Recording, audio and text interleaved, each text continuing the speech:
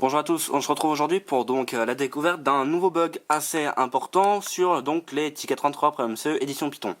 Alors attention, je tiens à signaler que ce bug est présent sur ma calculatrice qui est avec l'OS 5.40. Je ne sais pas si c'est présent dans le nouvel OS qui a été déposé il y a peu de temps par Texas Instruments, et donc vu que je ne l'ai pas testé, je ne peux pas certifier à 100% que ça existe sur le nouvel OS. Alors voilà, donc ce bug, il semble-t-il un problème d'affichage, puisque lorsqu'on veut récupérer le caractère numéro 29, eh bien on a une représentation vide. C'est normal, normalement il n'y a pas de représentation pour ce genre de caractère. Ça marche d'ailleurs, on voit pour le caractère 28.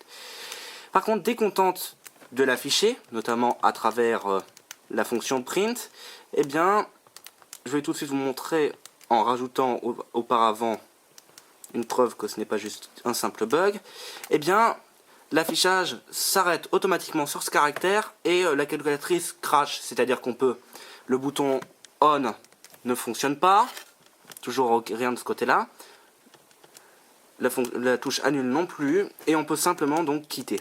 Alors, avec la suite de caractères qui était présente avant, eh bien on peut comprendre tout de suite que lors de l'affichage, ce caractère-là, semble-t-il, n'existe pas donc dans la mémoire, il n'y a pas d'affichage, notamment certains caractères étaient représentés par un carré vide, et donc voilà.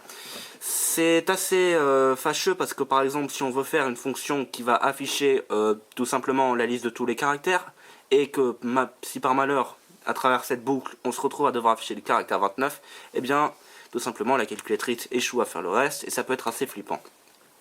Donc voilà, j'espère de tout cœur que Texas Instruments a un moyen de corriger ce bug, même si malheureusement avec l'OS 5.5 et sans doute avec les OS suivants, on n'a plus la possibilité donc de lancer des ASM. Donc c'est pas grave, mais voilà, c'est quand même assez utile de savoir qu'il y a d'autres bugs que ceux que j'avais cités auparavant. Je vous remercie à tous d'avoir suivi, n'hésitez pas à vous abonner, à liker et surtout à partager. A très bientôt pour une nouvelle vidéo.